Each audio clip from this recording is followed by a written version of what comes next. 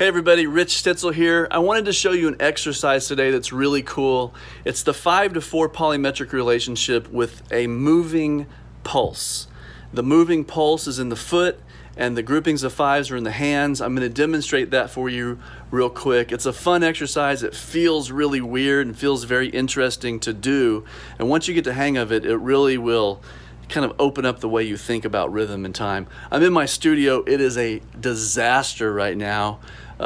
This is usually where, you've probably seen this in some of my videos, this is where I usually shoot my lessons with this backdrop, but right now a friend of mine is going to be filming a music video, so he'll be playing the keyboard and singing, and I will be doing the engineering and filming. So I've got this camera right here that's on a slider, and that's what I use for my videos and my phone. I use my phone as well. And I record over here. There's my computer, and it's just such a mess because I'm just running in and running out. Over here are just stacks of lesson packs that I've been writing and different things. Here's something interesting. This is the very first book I wrote in 1995. I wrote this book called Directions in Drumming. It's as you can see, the pages are split. It's a 4-way independence book. Very interesting. Anyway, big mess. There's percussion instruments and drums just strewn everywhere because when I get back from a gig, I just throw stuff in and run back out. There's some drums that are a little bit organized, and here's all my books, the foundational series and primary series, and all the stuff I mail out to people, and snare drums. But anyway, I'm going to show you this exercise.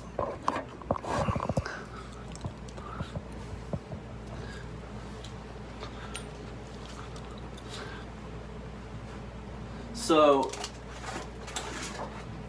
this is where the exercise comes from. This is the DrumMantra 30-30 workbook. 200 pages. It's massive. So the people that take the 30-30 get a PDF every day, and when you print the PDFs, this is what you end up with. This is what we do in 30 days. 30 minutes a day for 30 days.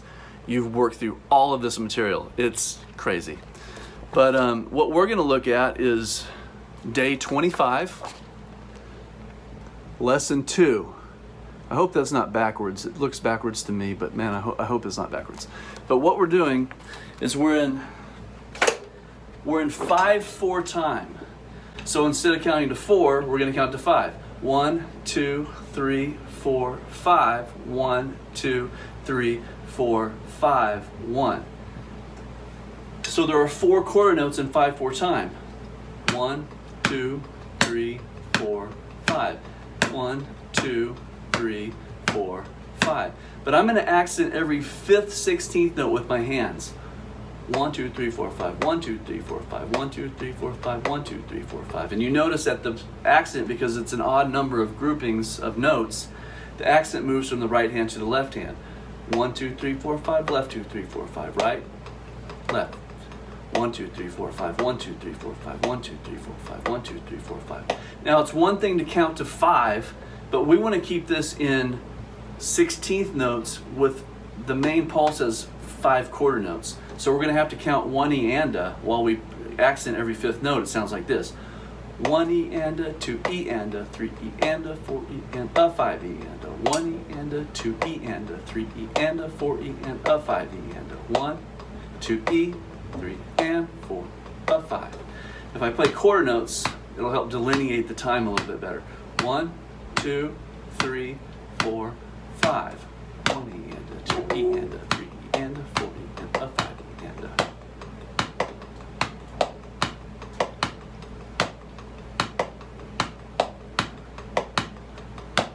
So it's 1, it's the E of 2, it's the and of 3, and it's the of 4. And then there's nothing on 5, because the of 4 is 1/16th note before beat 5.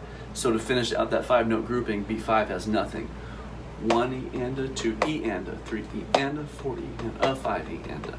So once your hands get comfortable with that, and once you can start playing quarter notes with your foot, we're off to the races. So what I'm going to do is I'm just going to play 4 measures of that, and then I'm going to stop and I'm going to explain what we do next. Here it is. Ready, go. 1, 2, 3, 4, 5. 1 E and a 2 E and a 3 E and a 4 E and a 5 E and a 1 E and a 1, 2, 3, 4, 5. Okay. 1 E and a 2 E and a 3 E and a 4 E and a 5 E and a 1, 2, 3, 4, 5. 1, 2, 3, 4, 5. 1, 2, 3, 4, 5. 1, 2, 3, 4, 5. Okay, so it's 5 notes, but we're going to count them as 1 E and a. So the next step in this is to move the bass drum foot 1/16 note over to the E's. So we're going to go 1 E and a 2 E and a 3 E and a 4 E and a 5 E and a. Instead of 1 E and a 2 E and a, we're going 1 E and a 2 E and a 3 E and 4 E and a 5 E and a, while doing the 5-note grouping in the hands. Now let's take a look at that 5-note grouping real quick. 1 E and a 2 E and a. So the second accent is on an E. 1 E and a 2 E and a 3 E and a 4 E and a. Does that make sense? 1 E and a 2 E and a 3 E and a 4 E and a 1. 4 E and a 5, sorry. 1 E and a 2 E and a 3 E and a 4 E and a 5 E and a 1 E and a 2 E and a 3 E and a 4 E and a 5 E and a 1. Here it is, up to, kind of not up to tempo, but just played 4 times in a row. 1, 2, 3, 4, 5. 1, 2, 3, 4, 5. 1, 2, 3, 4, 5. 1, 2, 3, 4, 5. 1, 2, 3, 4, 5. 1. Okay, that's a tricky one. Next, you guessed it, we're going to go to the ands. 1 E and a 2 E and a 3 E and a 4 E and a 5 E and a 1 E and a 1, 2, 3, 4, 5. 1 and 2 and 3 and 4 and 5 and 1 and 2, 3, 4, 5. 1 and 2 and 3 and 4 and 5. 1 E and a 2 E and a 3 E and a 4 E and a 5 E and a 1 E and a 2 E and a 3 E and a 4 E and a 5 E and a 4, 5. 1, 2, 3, 4, 5. And then finally, we're going to move the bass drum to the last of the 16th notes, the 1 E and a 2 E and a 3 E and a 4 E and a 5 E and a. Sounds like this. Ready? Go. Ready? Sorry.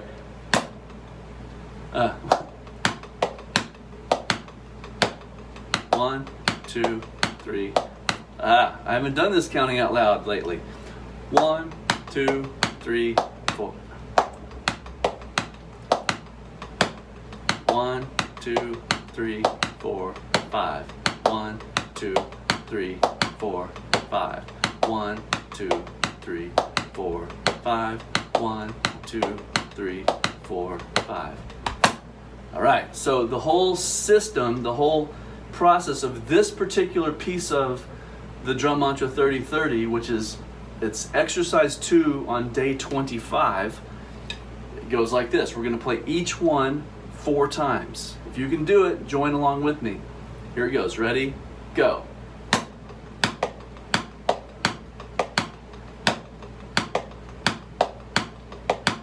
Three, 4, 1, 2,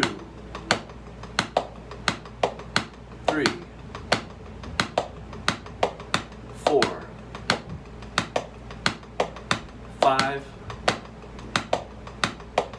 1, 2, 3, 4, 1, 2, 3,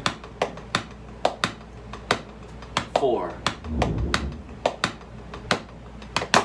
I accidentally did 5 measures of the E because I got distracted.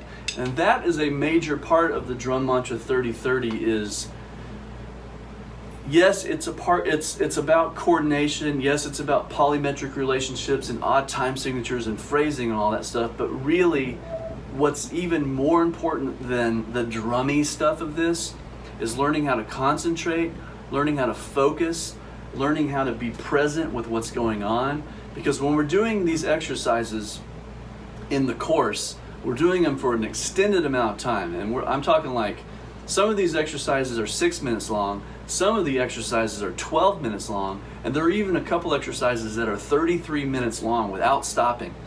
And the point, and those are called the meditations, and there are 3 of those. And the point of these long durations is we want to develop muscle memory. So yes, I can do this.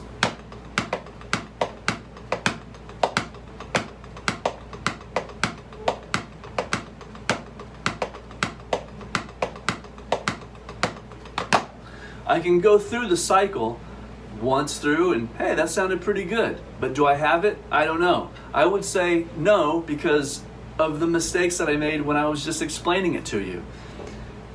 When I lost track a second ago and I ended up doing 5 measures, my mind was somewhere else for a second. And the great thing about these exercises is you can tell when your mind checks out because immediately you make a mistake. And it's such a great way to train your focus and attention. When you're doing something that's complex, the second that you go off into daydream land, you will mess up. And the good thing about that is we can catch those issues quick. Because of the complexity, it's easier to know when you mess up. If you're playing a rock beat, there's a pretty good chance that you could go into autopilot and not think about this and probably do this for 30 minutes without even worrying about it. Because you've trained your body and muscle memory to do this pattern. Now, when you're doing this pattern, is it consistent? Does it feel good? Are you hitting the same volume and velocity every time? Those are the things that you start to concentrate on because the physics of it is easy. Now, was it easy the very first time you did this? No. You're in 7th grade, you're trying to figure out the rock beat, and I, for one, had a very hard time coordinating my body to do this when I very first started playing drums. But now, I've played this beat for thousands of hours in my professional career. I don't have to think about it anymore because my muscle memory has taken over. So when we're doing these exercises, we're playing them for a long enough time each day to start to train your muscles to know what is going on. Because once you have muscle memory, you no longer have to analyze what's going on in the music while you're playing. The body is an intelligent being, and it knows how to respond emotionally in the moment when you're making music with people. And just imagine your body is in tune with coordination and you have control over everything, and then you hear something in the music, and instead of going, oh my gosh, I need to figure out a clever way to respond to that, if it feels right to your body in the moment, your body will just do it. You don't have to think about it so much. It's just something that will happen. And to me, that's a much more connected way of playing music. I don't like to play music from here. I don't like to think about what I'm going to play. I'm going to play something clever and creative here. I would rather be moved by my emotional response to the music. I like to play from here. And sometimes that means playing a gig and never doing anything because emotionally it felt right to just stay at home and keep things solid so everyone else can do what they're doing without any interference. Some nights I might be playing with people and I'm feeling emotionally correct to play extra stuff because it makes sense to me emotionally. It makes sense to me here, not here. This can be dangerous. It's important to be able to analyze things and to study things and go into detail with things with the mind, but until you put it into your body, you're going to be playing from your intellect instead of your soul, instead of your heart.